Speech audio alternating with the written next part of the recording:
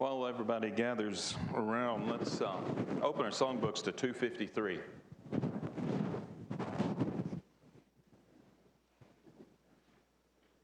(253).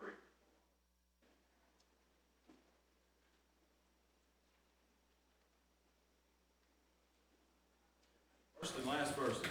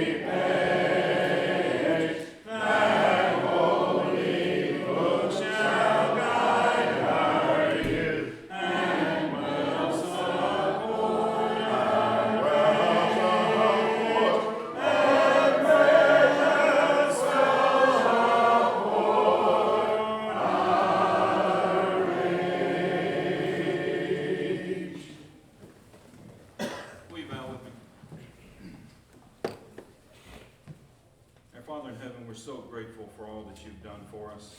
For the opportunities that we have to come together to worship and study your word. We're grateful for this congregation and the fellowship with other Christians so that we can grow and have a community where we can be stronger. Father, we pray as we look into your word this morning that each one of us will apply it to our lives and that we will make whatever changes we need to make according to your word. Christ's name we pray.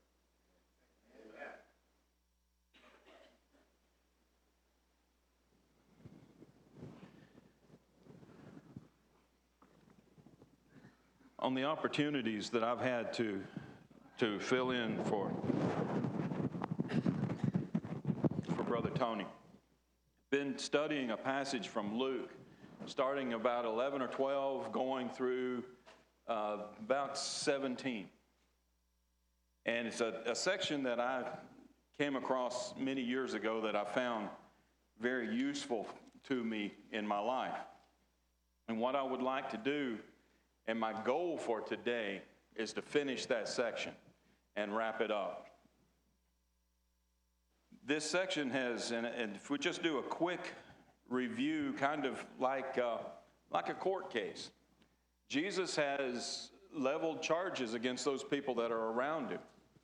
Luke chapter 11, starting at verse 42, he says, "But woe to you Pharisees, for you tithe mint and rue and all manner of herbs, and pass by justice and the love of God.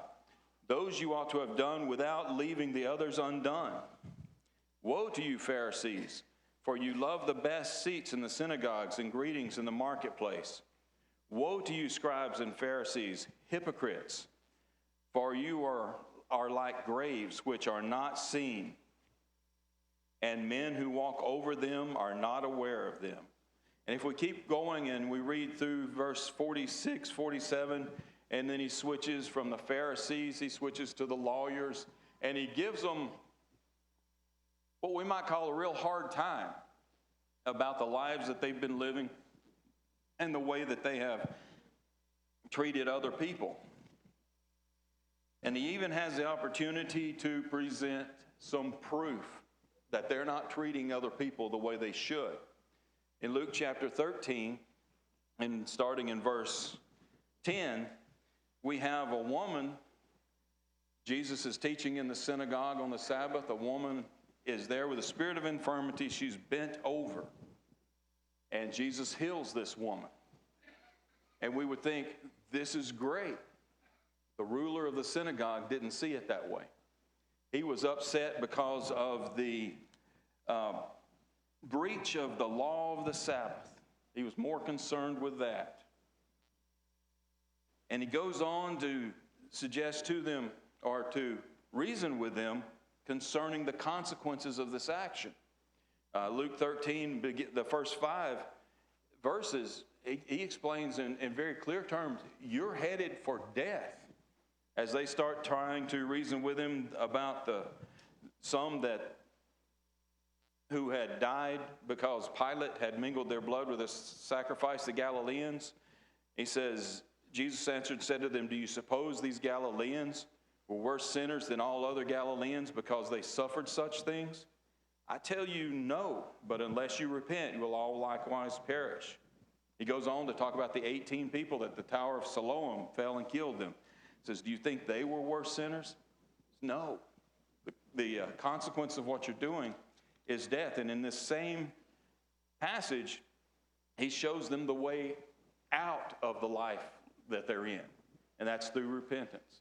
And it brings us up to the point that I want to make, and I'm going to go ahead and I'm going to try to be very clear in what I'm saying, because I've got some concern about how I do this. I want to ask the question, do we have compassion for the suffering other people find themselves in? And my concern with this is that it would be extremely easy to come off as being preachy. And I'm not trying to be preachy. This is something that's been on my mind for a little while, and it came out in some daily Bible reading that I had a few weeks ago, and it's just stuck with me. I thought, well, this applies to closing out this lesson.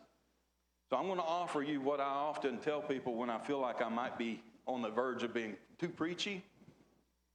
There's 2 reasons for it.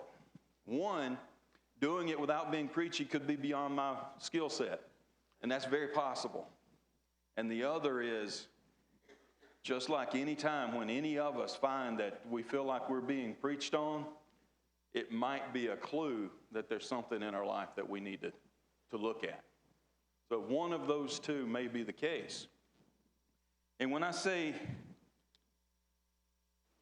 compassion, I'm going to get this out of the way real quick. We can have compassion for somebody and for where they find themselves without excusing it. We can have compassion for their suffering without ignoring what got them there. There are things in this life, there are sins that we can commit that sometimes they make life better for us. If we're missing something, we could commit the sin of theft and our life might be better if we didn't get caught. But there are also sins in this world that if we commit them, they're going to change our life from that day forward. Some very obvious and quick examples might be any of the sexual sins, whether it be an unwed teenage mother. Her life is always going to be different because of that, and she's going to suffer because of that. It could be because of diseases or reputation lost. It could be that we consider those that have chemical dependencies. I don't think anyone ever set out to become an addict, but their life was forever changed because of the sin that they committed. And we don't excuse the sin by having compassion for these people. The way that I want us to look at this is to understand that the scribes and the Pharisees were not showing compassion for the people that were around them. Yeah, and that lack of compassion could have been that they had a lack of knowledge of their own shortcomings. They seemed to live their life without ever stopping and considering that they were also sinners. It could be that, and as a result, they became hypercritical of other people's problems. And then they became a stumbling block to others. And then they were losing their souls, and they were taking the other people with them.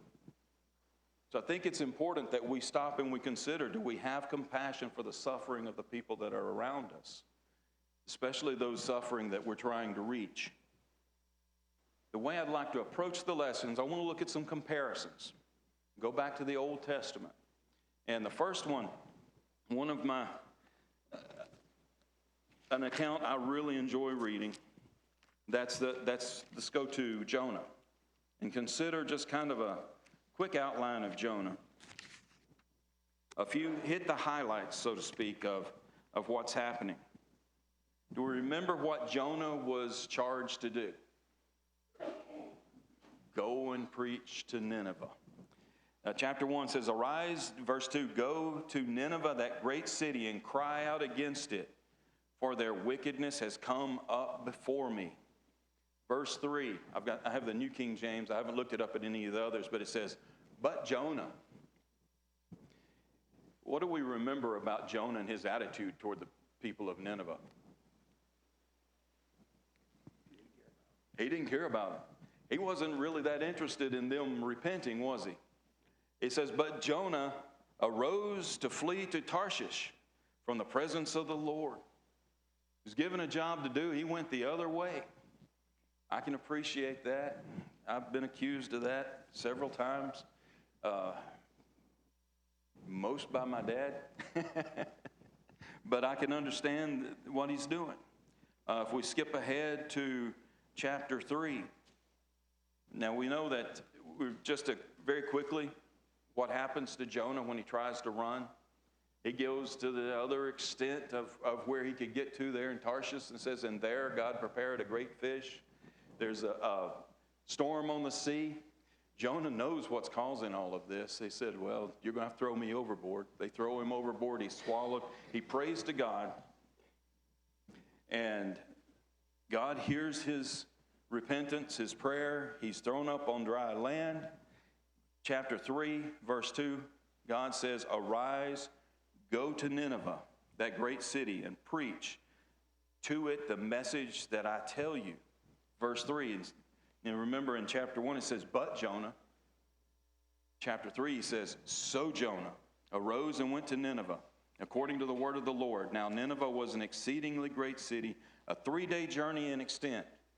And when Jonah began to enter the city on the first day's walk, then he cried out and said, yet 40 days and Nineveh shall be overthrown. Verse 5, so the people of Nineveh believed God, proclaimed a fast, and put on sackcloth, from the greatest to the least of them. Verse 10, chapter 3, then God saw their works, and that they turned from their evil way, and God relented from the disaster that he had said he would bring upon them, and did not do it.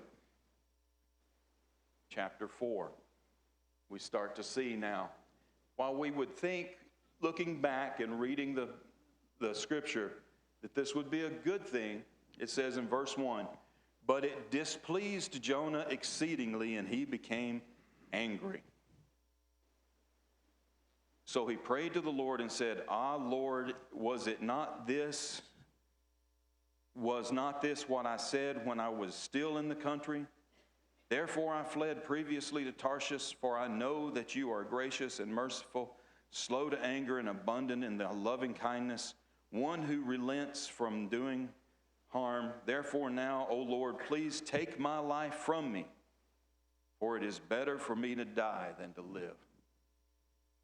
A great city, thousands upon thousands of people are not going to be destroyed. How does Jonah respond? Why don't you just take my life? He didn't want to see that. Verse 5, so Jonah went out of the city and sat on the east side of the city. There he made himself a shelter and sat in the shade till he might see what would become of the city. God brought a vine to shade him. So it came up in a night, put a worm in that stem, it died in a day. Verse 9, then God said to Jonah, is it right for you to be angry about the plant? And he said, it is right for me to be angry, even to death. He's arguing with God. God's trying to make a point. Is it right? Yeah. But the Lord said, you have had pity on the plant for which you have not labored, nor made it grow, which came up in a night and perished in a night. And should I not pity Nineveh, that great city, in which were more than 120,000 persons, who cannot discern between their right hand and their left, and much livestock. Did Jonah have any compassion for the disaster that was about to come upon Nineveh? Not a bit, does it? It seems to be the other side, doesn't it? It seems that he would have been happy had they been destroyed. And I'd like to make a comparison if we go over to the book of Lamentations, chapter 3, verses 49, 50, and 51. Jeremiah he has suffered a great deal as a prophet carrying out the word of God. There's a great deal of sin that he sees, and that's the important part. Verse 49 of chapter 3, he says, "My eyes flow and do not cease without interruption, till the Lord from heaven looks down and sees. My eyes bring suffering to my soul because of all the daughters of the city."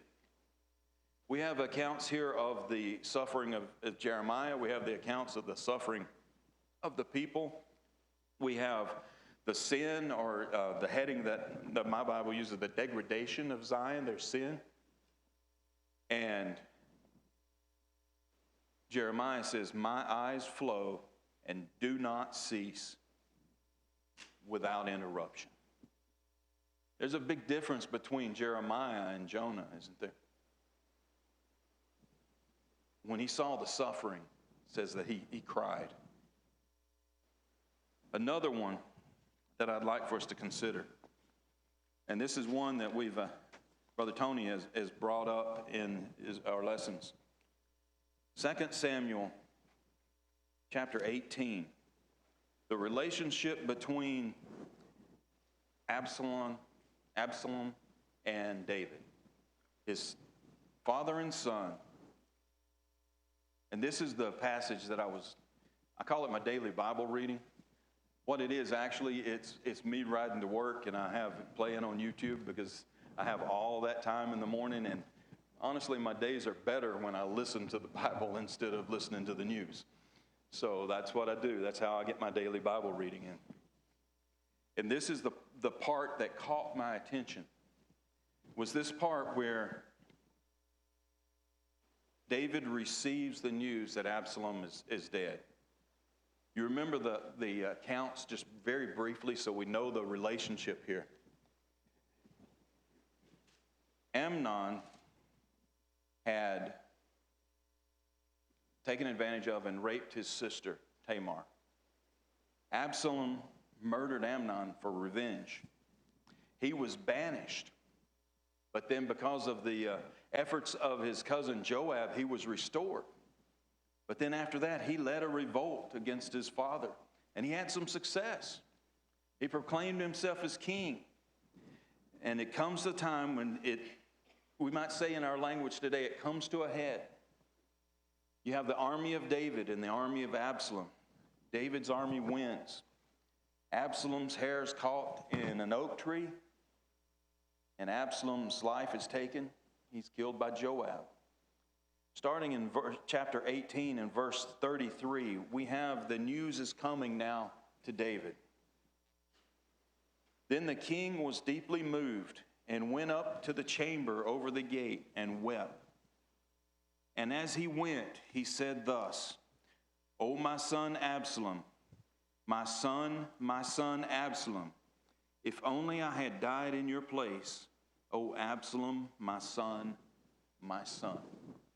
Do we ever have times where we know, or in a group this size, there may be some that have gone through this, where parent and child have gone beyond, they don't get along, they don't see eye to eye, and they become antagonistic to each other? I've had friends that have gone through it, and it is beyond the fact that we know that our children are going to make mistakes, are going to make decisions that we wouldn't make, that we wouldn't have them make. It's beyond the fact that they have turned their back on the way of life that you've taught them. It's to the point, now it's antagonistic. Now it's a back and forth. It's a battle between the parents. And we see sometimes how either the children or the parents have lost all respect. They've lost all compassion. They have no interest anymore in the other. But that wasn't David. Oh, my son Absalom, my son Absalom. If only I had died in your place, O Absalom, my son, my son. This is the verse that caught my attention riding to work that morning.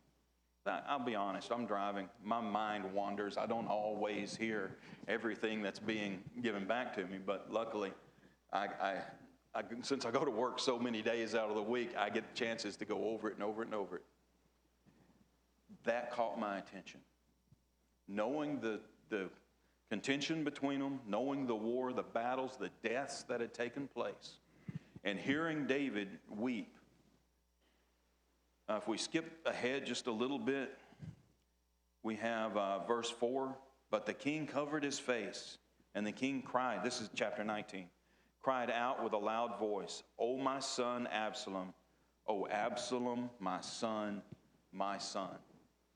David's grief over his son was so bad. Do you remember what his counsel was from the leaders?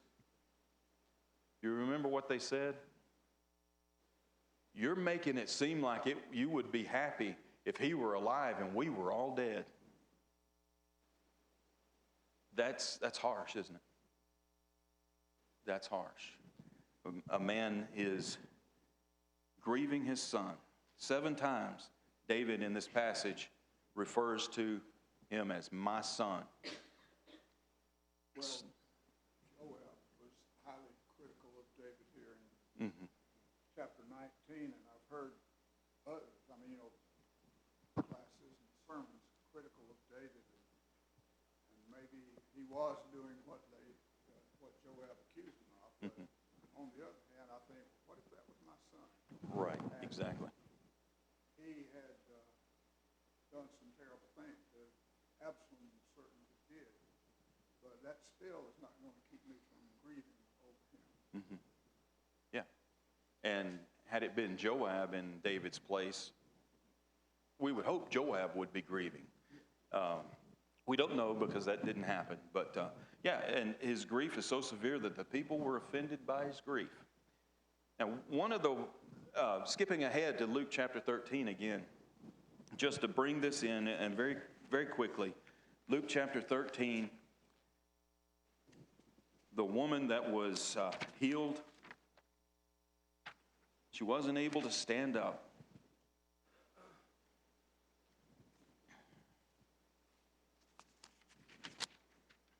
Luke 13, verse 14. But the ruler of the synagogue answered with indignation because Jesus had healed on the Sabbath. And he said to the crowd, there are 6 days on which men ought to work.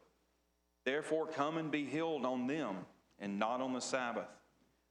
The Lord then answered him and said, hypocrite, does not each one of you on the Sabbath loose his ox or donkey from the stall and lead it away to water? So ought this woman, being a daughter of Abraham, whom Satan has bound. And I like that they put this phrase in there. Think of it. For 18 years, be loosed from this bond on the Sabbath. Was there any compassion for this woman in the place she was in? This was a physical affliction. 18 years she's not been able to stand up. That's painful. And his concern is for the law of the Sabbath that's been violated. Jesus, Luke 13, verse 34.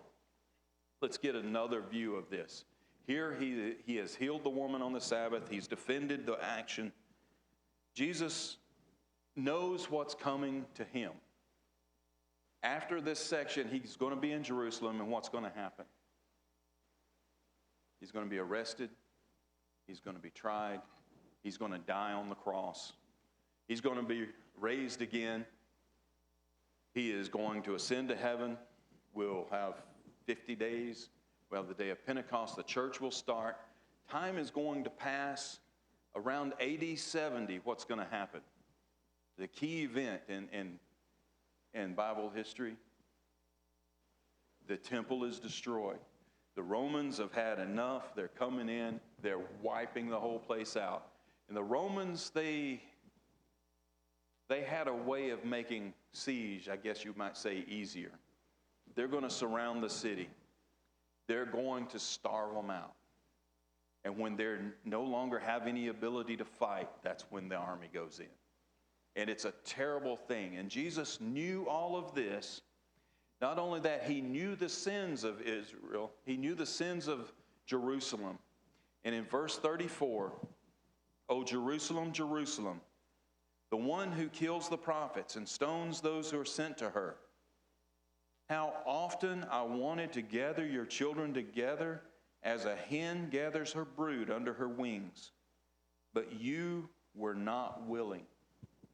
See, your house is left to you desolate, and assuredly I say to you, you shall not see me until the time comes when you say, blessed is he who comes in the name of the Lord." If you know someone is in, let's just tone it down just a little bit. If you know somebody is going to hurt you, that they seek to hurt you, and you know that they're going to eventually get their comeuppance. I probably put an extra syllable in that one, didn't I? How do you feel about that? What does human nature say? You're going to get yours. Jesus says, how many times I would gather you under my wings as a hen gathers her chicks. What's that say? Loving and there's protection there. Compassion, protection. Let's skip ahead to Luke 19, one more. And this is very similar. Luke 19, beginning in verse 41. Now as he drew near, he saw the city and wept over it, saying, if you had known, even you, especially in this your day, the things that make for your peace, but now they are hidden from your eyes. For days will come upon you when your enemies will build an embankment around you, surround you, and close you in on every side, and level you and your children within you to the ground, and they will not leave in you one stone upon another, because you did not know the time of your visitation. Jesus drew near to the city, he saw it, he wept over it. He knows why they're going to suffer.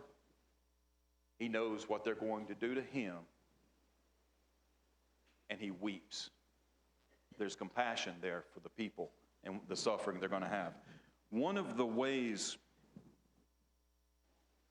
that I have developed to make my point is to reach way back in time and start building and showing the same example through time. What I always try to use that for is to show this is human nature. We have sayings today. They made their bed, let them lie in it. Just desserts. They got what they were asking for. We have that same tendency. And I was thinking, and I've shared this with some young men that I knew that were wanting to learn to preach. And I said, now, when you're a preacher, I'm going to expound on this just a little bit, just to give us a little break from the scripture for a second. When you're a preacher, strange things happen. Some of them are very difficult, and things that you probably, other people don't even recognize. One Wednesday evening at Hillham, I was there visiting in the auditorium with the brothers and sisters that arrive early, and I look up, and they had a double door to come into the auditorium, and there was a stranger standing there. And he was as big as those double doors, and that's important. He was huge. He was tall. He was broad. One of those men you could turn in any direction, and his dimensions wouldn't change. He just was huge. So he waved at me and smiled, and I went back and I introduced myself. His name was Lynn. And I soon learned he had stopped taking his antipsychotic medicine. And he believed he was God. And I mentioned his name's Lynn. That's the question. Apparently it was Lynn. And he had stopped that night to thank us for worshiping his son. It took me a minute to process all of this. And he looked at me and his face changed. He said, I never commanded that you worship on Wednesday. That was a little scary. I said, well, we're just here to study the Bible. That's okay, right? And I was really hoping he'd answer yes for that. Remember, I said he was big. And he said, yeah, I don't have to study the Bible. I wrote it. And then he went on. He was going from church to church to church. He got around the corner to a denomination. They knew him. He knew them. Gave him the same spiel. One of the men said, hey, Lynn, let's go jump in the car. I said, where are we going? He said, the hospital. He said, it's a good idea. They need me over there. A few days later, Lynn's walking down the road like nothing happened. He's waving at everybody. Strange things happen. That was not the most difficult time I ever had trying to present a lesson. It was not the most difficult time when I was a young man as a youth minister. And I'll stand up here. I don't want to accidentally point at somebody. There was a sister that sat in the second pew. She was a harsh woman. She didn't like much, and I was not on the list of the things she did like. In fact, of that long list of things she didn't like, I was high on that list. And being the youth minister, I preached every second Sunday night. That's where I learned what I learned about doing it. And I was trying to have lessons that would be relevant to the young people. And I had a lesson that night about our language. And I started in James, and I said, now, the words that we use are not the most important part of whether or not our language is wholesome or not. And her face just immediately changed. And I went on to say, if we intend to be obscene, what we said was obscene, whether we used an obscene word by our definition or not. And I told you, remember, I said she didn't like me. That's the only time I've ever had anybody yell no back at me from the crowd. But that was not the worst. The worst time I've ever had was a funeral. And one of the ways that I tried to reach out to the Hillham community was the preacher's house was on the state road.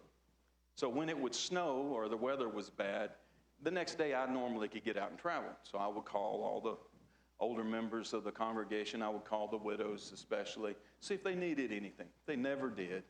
I never had to get out in the snow, but I made the call. And then once I had called them, I would call the older people and the widows specifically of the community, whether they went to another congregation, if they went to a denomination, if they didn't have any church at all, I called them. And that's partly was just to get to know the people in the community, but there was one lady, her sister was a member. She had been a member of the church, but as a young woman, she left it. She had lived her life apart from the church. She's now advanced in years. And I started that way. One day I was driving along, I said, well, there's her house. I went up and knocked on the door, and I walked back off the edge of the porch. I said, I've been calling you, just wanting to introduce myself. I'm Barry. Is there anything you need? That kind of started the ball rolling where we could talk and get to know each other.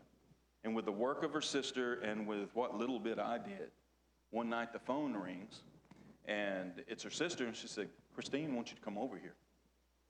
I said, when? Now. Been in 5 minutes. Jumped in the car. She had been considering her life, not happy with it, And when she started repenting and confessing her sins, it was like the dam broke. I don't know if she held anything back.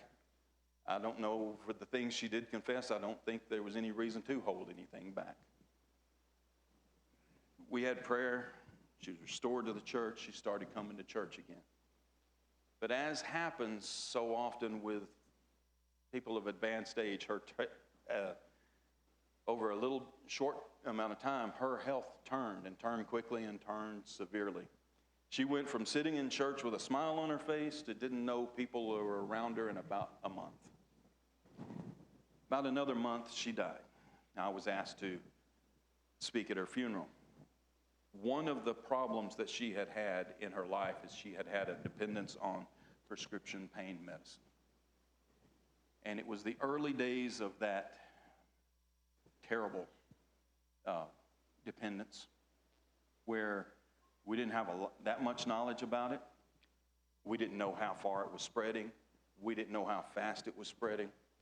But as is the case with chemical dependence, the family suffered, and they suffered greatly. And I had been warned that they did not appreciate her attempts to be restored to the church. And I stood in front of them at that funeral and started trying to ease their minds based on the scriptures and that she was, and what she had done, and that she was in the hands of a just and a fair God. And it became very clear they weren't interested. So many of them weren't interested. Now, one of my elders, we had two elders, the one that lived the closest to me and was retired and that I leaned on so heavy because it was just so much easier to walk around the curve to his house than it was to go across the other side of Livingston. He and his wife, Sister Ruth, Jess and Ruth, they were sitting right there. By the time I was finished, I suddenly realized I'm delivering this whole lesson to Jess and Ruth. It had gotten so harsh. The feedback that I'm getting is getting so harsh that I just couldn't, as a young man, I couldn't continue without looking at Jess and Ruth. I get home, a couple of hours have passed, my phone rings, I pick it up, and it's Jess. He says, "Hard day, huh?" I said, "Yeah, it was." He was the kind of man that if you grew up between Gainesboro, Livingston, Salina, and Jamestown, he probably knew you. He said, "Well, I just wanted to let you know you did a good job, but they have suffered a lot of pain at her hand." And I said, "I understand that." He said, "It's going to take them a little while." It is human nature for us to lack that compassion for the suffering, especially when it has come back and has hurt us. In Luke chapter 15, we have three parables. We have the lost sheep, and the man goes out, he leaves the 99, he finds the one, and what's the result? Celebration. The one that was lost is back. A woman had 10 coins. She swept the house clean. She found the one, and what's the result? Rejoicing, celebration. A man had 2 sons. One of the sons, well, we might say he got stupid. He got just a little bit stupid. He wants to go out. He sees the life that's out there. He wants to go get his part of that life. He approaches his father, "Let me go." What's the father's response? He lets him go. He can't keep him, can he? He can't force him to stay. He goes out. The father divides the inheritance between the 2 sons. That's important when we start to read this, is that we realize the father divided the inheritance between the 2 sons. He goes out, he wastes every bit of it. We don't even have to read the passage to know that's what's going to happen, right? He's going to go running out there. He's going to lose everything he has.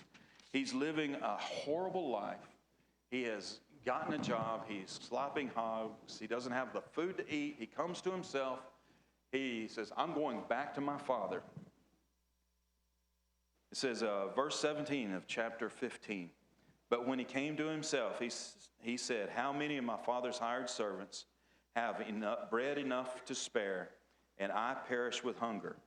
I will arise and go to my father, and will say to him, Father, I have sinned against you, against heaven and before you, and am no longer worthy to be called your son.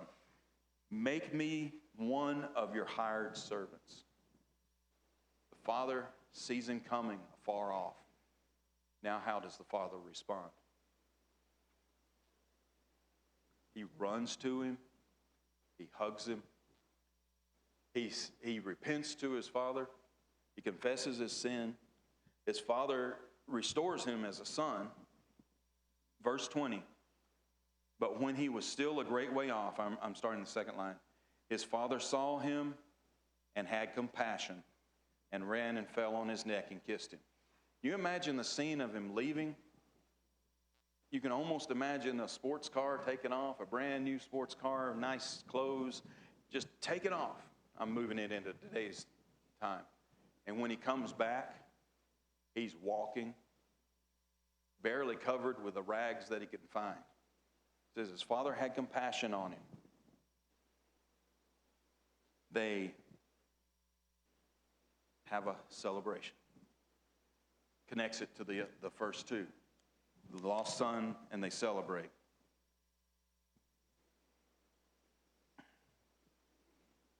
Verse 25. Now his older son was in the field, and as he came and drew near to the house, he heard music and dancing. So he called one of the servants and asked what these things meant. And he said to him, your brother has come, and because he has received him safe and sound, your father has killed the fatted calf. But he was angry and would not go in. Therefore his father came out and pleaded with him. So he answered and said to his father, lo, these many years I have been serving you. I never transgressed your commandment at any time, and yet you never gave me a young goat that I might make merry with my friends. But as soon as this son of yours who came, who has devoured your livelihood with harlots, you killed the fatted calf for him. Does the older son sound like the Pharisees? Sounds a lot like them, doesn't it? And we can even extend that a little bit to say the younger son sounds a lot like these examples that we have in the chapters coming up to it of those that are suffering from sin. And the father sounds a lot like Jesus, doesn't he? He had compassion for him. Very quickly, ringing the bell. How do we teach our children about forgiveness? We model it through forgiving them, don't we? If we're going to teach our neighbors about forgiveness that are not religious, we're going to have to model it for them. Those that have harmed us, how do we teach them about forgiveness? We forgive them. We have compassion for them. If we go one more step, how do we teach our children about grace?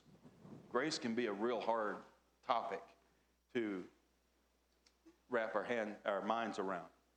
How do we teach our children about receiving what we didn't deserve? We give it to them. Have compassion for them, extend forgiveness, and extend grace. And that wraps us up. Thank you so much.